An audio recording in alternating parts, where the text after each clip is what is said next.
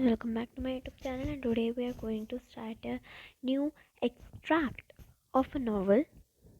That novel name is Three Men in a Boat, and the extract is packing. That their incident about packing.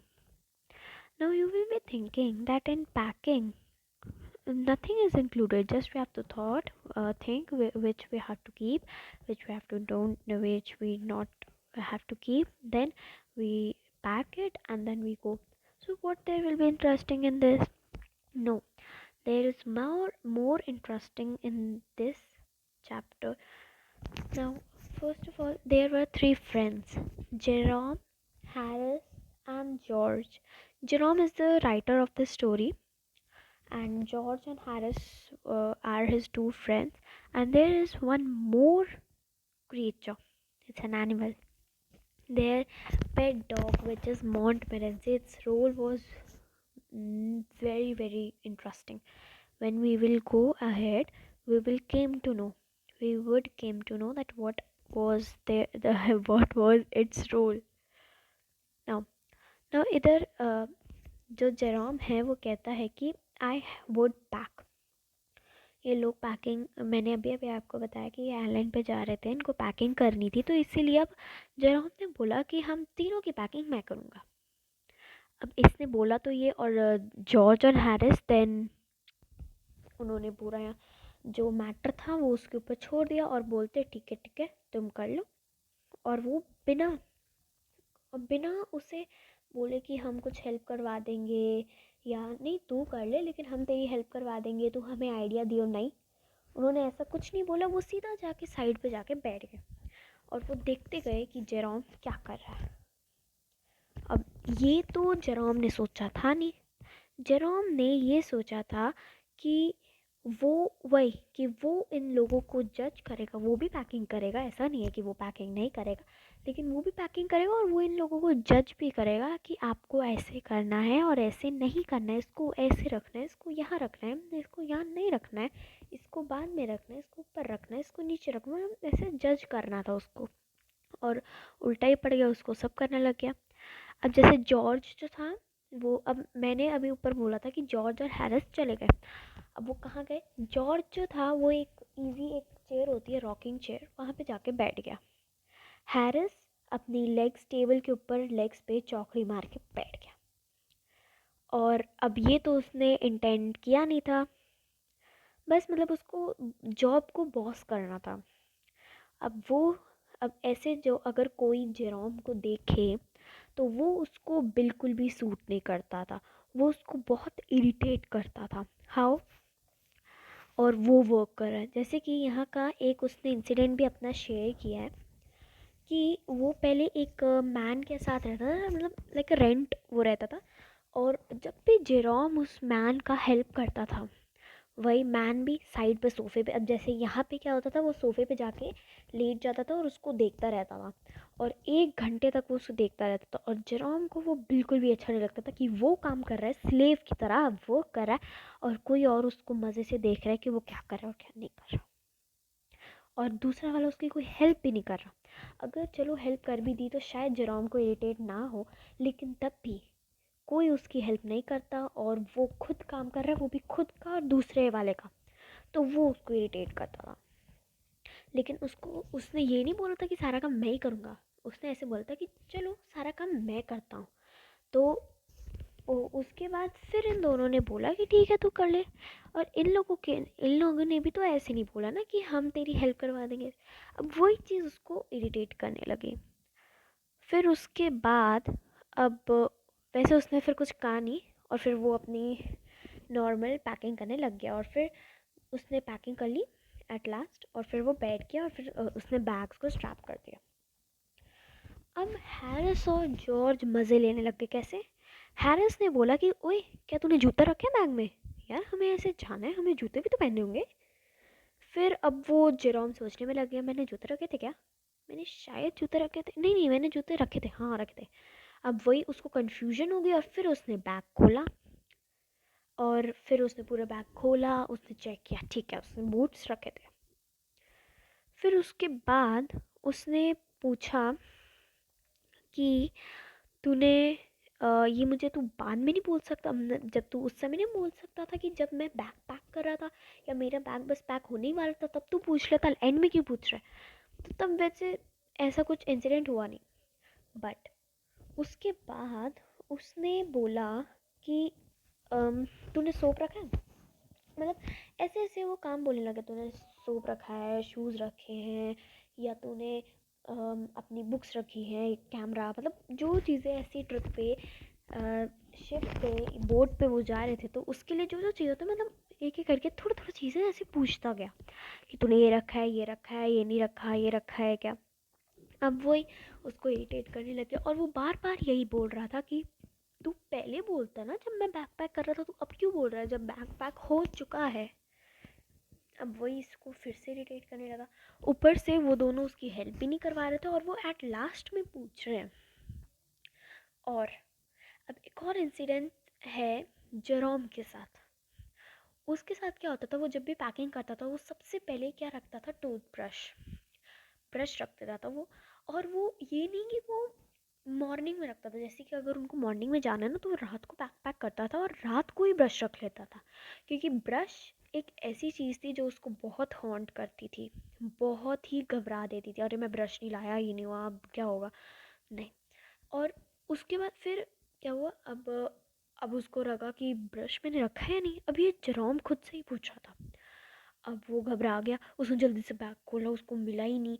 उसको George और Harris के मिल गए, बल्कि 18 times उसको, 13 to 18 times उसको मिले जॉर्ज और हैरिस के ब्रशेस, लेकिन वो अपना नहीं ढूंढ पाया। फिर एट लास्ट वो उसने अपना टूथब्रश एक बूट के अंदर देखा। फिर वो ऐसे ही करता था, पहले सबसे पहले रख लेगा टूथब्रश को, और सुबह सुबह ब्रश करना होगा वो उसको टूथब्रश निकालता था।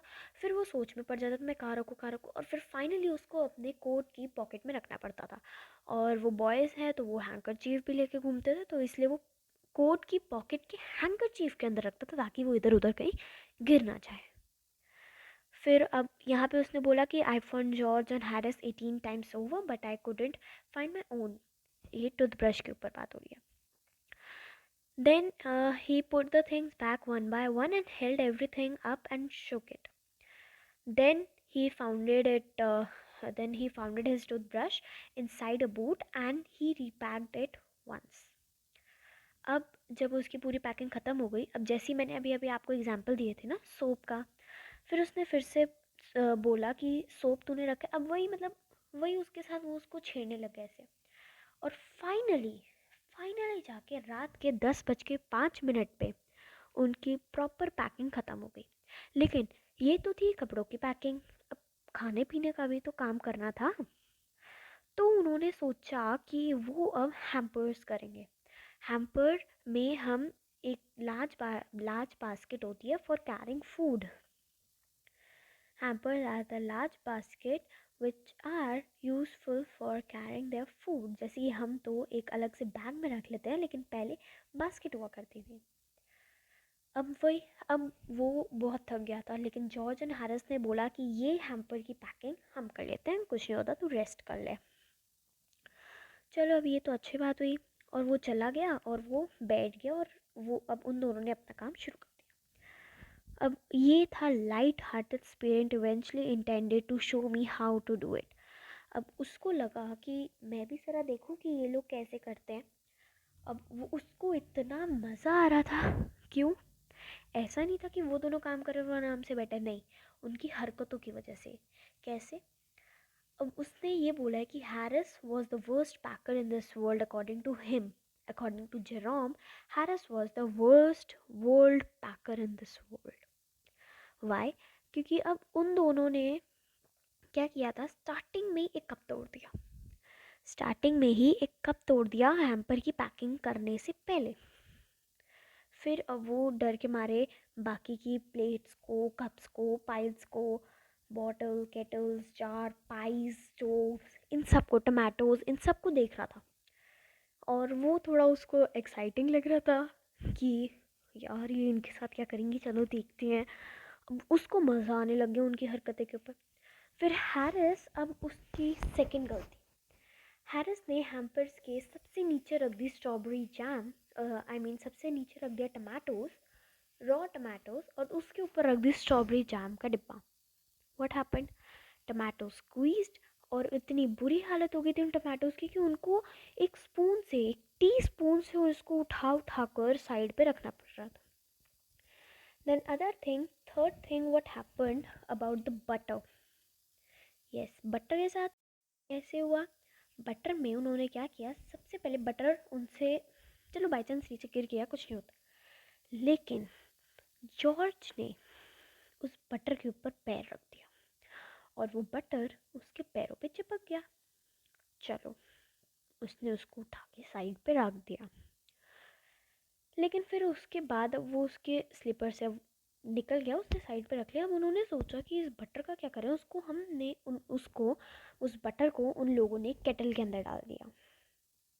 केटल के अंदर डालने के बाद उन्होंने उसको एक केटल में डाला, लेकिन फिर वो केटल के अंदर फिट नहीं आ रहा था। फिर उन्होंने बोला कि चलो एक काम करते हैं, लेकिन अब हुआ क्या, उन्होंने ना एक्चुअली केटल के अंदर वो आ नहीं रहा था, लेकिन उन्होंने ज़बरदस्ती उसको केटल के अंदर डाला, और वो क्या हुआ, केटल के अंदर तो चला गया, लेकिन साइड पे पूरा बटर बटर बटर बटर सब लग गया, पूरा ख़राब हो गया। अब वो भी उन्हें एक चम्मच से एक स्क्रैप करके उनको निकालना पड़ा। फिर उन्होंने बोला नहीं भाई, बटर को हम अभी के लिए कहीं नहीं रख रहे हैं, अभी इसको साइड पे चेयर पे रख देते हैं, तब अब बाद में देखेंगे कि बटर का क्या करना है। इन सब में देखते हुए जेरोम को बहुत मज़ा आ रहा था। फिर उन्होंने उसको चेयर पे रख दिया। अब जो हैरिस था, हैरिस वो बहुत थक गया था, और सॉरी जॉर्ज, वो बहुत थक गया था, और उसने बोला कि यार मैं एक काम कर रहा हूँ, मैं चेयर पे बैठ रहा हूँ, और वो इतना थका हुआ था कि उसने ये भी नहीं देखा कि वो जिस चेयर पे बैठ रहा है उसके ऊपर बटर था। वो उस चेयर के ऊपर बैठ गया, उसको तो कुछ फील नहीं हुआ, लेकिन बटर बेचारा पूरा भिजक गया। और फिर अब क्या हुआ, अब हैरिस और जेरोम ने नोटिस किया कि उनको बटर रखना था, लेकिन बटर कहाँ है, बटर तो है ही नहीं। अब वो क्या हुआ कि अब हमें तो पता है कि बटर कहाँ गया, बटर उस चेयर पर भी है, लेकिन जब जॉर्ज उठा तब तो बटर वहाँ था ही नहीं। उन्होंने पूरा कमरे में ढूंढा, तब भी उनको बटर नहीं मिला। फिर कहाँ गया, मैजिक हुआ? नो, वो जो बटर था थोड़ा ऑयली ऑयली होता है, वी ऑल नो, थोड़ा सॉफ्ट सी चीज़ होती है, वो उसके पैंट के साथ पीछे जाके चिपक गई, और जॉर्ज को तो पता नहीं था, और बाकी लोग उसको ढूंढने लगे। फिर एट एंड क्या हुआ, एक ऐसी पोजीशन हुई कि जॉर्ज के साइड पे हैरिस हुआ, और जॉर्ज अचानक से टर्न हो गया। हुआ क्या था, एक कॉर्नर पे जॉर्ज था, दूसरे कॉर्नर पे हैरिस था। Then they both come together, they round round लेने लगे, और एट वन पॉइंट वो मीट करेंगे, मिलेंगे वो। तो उस पॉइंट पे मिलने के बाद वो जब यू टर्न ले रहे थे, तो तभी बहुत देर के बाद हैरिस की नज़र जॉर्ज के पीछे गई, पैंट पे। फिर उसने देखा, अरे वेट, रुक जा, बटर मिल गया। फिर बोलता है बटर मिल गया, बटर मिल गया, कहाँ कहाँ कहाँ कहाँ कहाँ कहाँ? तो वो बोल रहा था तेरे पीछे। अब वो पीछे मुड़ा तो उसके लिए दूसरी तरफ पीछे होगी। वो बोलते तू एक तरफ रुक जा, उसके बाद तू रुक, सीधा खड़ा रहे, मैं तेरे को बटर देता हूँ। उसने पीछे से पूरा निकाला, बहुत बुरी हालत हो गई थी बटर की।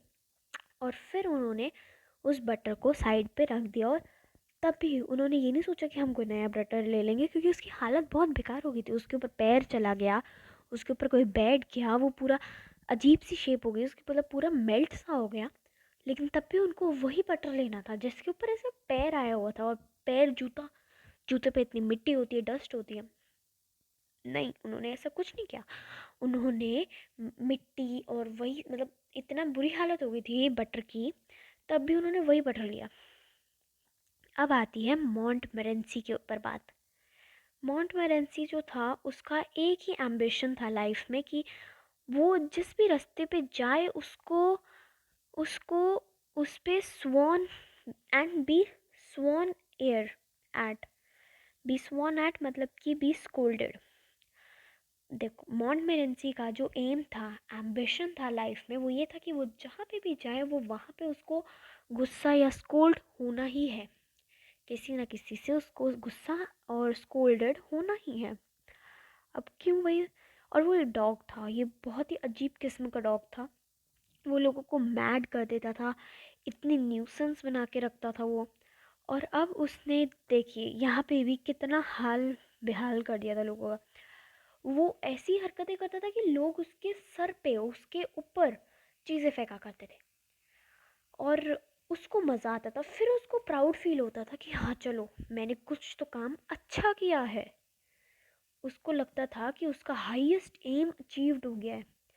वो खुद को पैट करने लग जाता था, मतलब अब ये तो अपने दिमाग में ही वो शाबाशी देता था खुद को, वेरी गुड मॉन्टमेरेंसी, तूने आखिर कर ही दिखाया। और इधर इस पिक्चर में हमें क्या देखने को मिल रहा है कि Montmorency has got into the hamper and before Harris को land him with a fire pan, frying pan. मतलब कि मॉन्टमेरेंसी हैम्पर के अंदर कुछ चला, हैम्पर के अंदर उसने चला गया, उसने कुछ ऐसी हरकतें करी कि हैरिस आया और वो फ्राइंग पैन से उसको मारने लगा। क्यों? क्या किया उसने? उसने कुछ नहीं किया। जैसे हमें डॉग से पता है, कोल्ड डैम्प नोज़ होती है, थोड़ी गीली गीली सी नोज़ होती है, तो बस वही नोज़ लेके वो हैम्पर के अंदर घुस गया। मतलब हैम्पर के अंदर घुसने का मतलब है उसका थोड़ा सा पार्ट ऑफ बॉडी हैम्पर के अंदर चली गई। अब वो हैम्पर के अंदर गई और फिर उसने सबसे पहले क्या किया, जैम के अंदर, पता नहीं कैसे उसने जैम का डिब्बा खोला होगा एंड उसका पैर जैम के अंदर चला गया। जैम की बोतल के अंदर उसका पैर चला गया और उसको टीस्पून को देख के वो घबरा गया, पता नहीं क्यों। लेमन्स को देख के उसको लगा कि ये चूहे हैं और उसने उसको मारने लगा। और लेमन्स को मारेगा कैसे? मतलब कि अगर उसने लेमन्स पे हमला किया तो लेमन्स तो कट जाएंगे, पूरे ख़राब हो जाएंगे। बस ऐसी हरकतों की वजह से हैरिस ने उसको देखा और फ्राइंग पैन से ऐसे लैंड हुआ और वो मॉन्टमोरेंसी डर के मारे भाग गया। Harris said I encouraged him, I didn't encouraged him. मतलब कि वो बोल रहा है कि क्या मैंने इसे ऐसा सिखाया था? नहीं नहीं नहीं नहीं, मैंने उससे ऐसा सिखाया ही नहीं था, मैं तो उसे ऐसा सिखा ही नहीं सकता। और डॉग को तो ऐसी एनकरेजमेंट मिलनी भी नहीं चाहिए। ये लगता है कि इसके नेचुरल या ओरिजिनल सिन है, जो ये पैदा होते ही उसको ये सब पागलपंती करने को मिली। अब फाइनली उनकी जो पैकिंग थी वो 12:50 पर एंड हो गई थी। उनकी 10:05 पे तो उनके कपड़ों की पैकिंग हुई और 2 घंटे और 45 मिनट्स उनको लग गए एक हैम्पर में। और कर भी कौन रहा था? Harris and George. ऊपर से मॉन्टमोरेंसी की वजह से भी। अब वो 12:50 पर आराम से उनकी पैकिंग होगी और वो सोने चले गए। अब उनको लगा कि काश मॉन्टमोरेंसी अब और कुछ ना करे, कुछ ख़राब ना करे। फिर reflection seem to be comfort. अब विच रिफ्लेक्शन, एक ऐसी रिफ्लेक्शन ये था कि उन्होंने किसी तरह मॉन्टमोरेंसी को सुला दिया या एक कमरे में बंद कर दिया। मतलब मॉन्टमोरेंसी को हैम्पर्स और पैकिंग से दूर रखा हुआ था और इसी से उनको ऐसा लग रहा था कि हाँ अब हमारे हैम्पर्स मतलब सब उनका सेफ है और वो कंफर्टेबल सोने लग गए। अब वो तीनों एक साथ सो रहे थे और वो बेड पे भी चले गए और वो आराम से सो रहे थे। He also said that he has ready for bed. We were all ready for bed. Harris was to sleep with us that night and we went upstairs. We tossed for the bed. अब उन्होंने bed के लिए toss किया कि कौन centre में सोएगा और कौन साइड पे सोएगा, क्योंकि अब वो 3 लोग थे, तो 3 लोगों में से कोई एक सेंटर में सोएगा और कोई 2 साइड में सोएंगे। यहाँ पे हुआ क्या कि एक ऑलरेडी सोया हुआ था। कौन? Harris, I think Jerome. Jerome सोया हुआ था पहले से। अब उन्होंने टॉस किया बेड के लिए कि जॉर्ज और हैरिस ने टॉस किया कि कौन बेड के साइड पे सोएगा और कौन बेड के सेंटर में सोएगा। टॉस करने के बाद क्या आया कि we do you prefer inside और आउटसाइड। अब उन दोनों ने तो टॉस कर लिया। फिर उन्होंने जेरोम से पूछा कि तुम क्या प्रेफर करते हो, तुम्हें अंदर सोना है या बाहर की साइड सोना है? और फिर जेरोम ने बोला कि मैं तो बेड के अंदर ही सोना ट्राई करूँगा और Harris said it was odd. Harris बाहर की तरफ बैठ गया। George said what time shall I wake you fellows. George ने अब अपॉर्चुनिटी ले ली सबको उठाने की सुबह। हैरिस बोलता 7, जेरोम बोलता नो 6, बिकॉज जेरोम को कुछ लेटर्स लिखने थे। हैरिस और जेरोम की कुछ लड़ाई हो गई और उन्होंने बाद में डिफरेंस किया। लास्ट बिल्ड पे उन्होंने निकाला कि वो 6:30 मतलब कि 6:30 को उठेंगे। अब जॉर्ज ने तो सिर्फ इतना सुना था कि उसको 7 o'clock या 6 o'clock तक उनको उठाना है। अब वो कितना टाइम, तो अब वो यही सोच के सो गया होगा कि चलो 6 बजे उठाऊंगा मैं। अब वो लोग बोलते कि जॉर्ज हमें 6:30 उठा दियो, लेकिन जॉर्ज का कोई आंसर नहीं आया और उन्होंने ये देखा कि जॉर्ज ऑलरेडी सो गया था और वो ऐसे सो रहा था कि उसके नीचे गिरने के पूरे हालात थे। तो उन्होंने क्या किया, एक बाथ टब होता है प्लास्टिक का जिसके अंदर हम हवा भरते हैं एंड देन वो एक शेप ले लेता है टब की और फिर उसके अंदर हम पानी भरते हैं। तो वो उन्होंने नीचे रख दिया हवा भर के, ताकि अगर बाय चांस जॉर्ज नीचे गिर भी जाए तो वो बच जाएगा। और उन्होंने और सुबह भी यही हुआ। They had been asleep for some time, so we placed a bath. Now अब उन्होंने एक bath tub where he could tumble into it on the getting out in the morning and went to the bed ourselves. तो ये उन्होंने सोचा कि अगर Jerome नीचे गिर जाता है तो हम उसको इस तरीके से बचा लेंगे। फिर अब ये जो है ये जेरोम ने लिखा है और ये एज इन द स्टार्टिंग मैंने आपको बताया था कि ये 3 Men in a Boat का एक एक्सट्रैक्ट है। I hope this chapter was very interesting and easy for all of you. So, we will meet with a new chapter with a new topic. Thank you.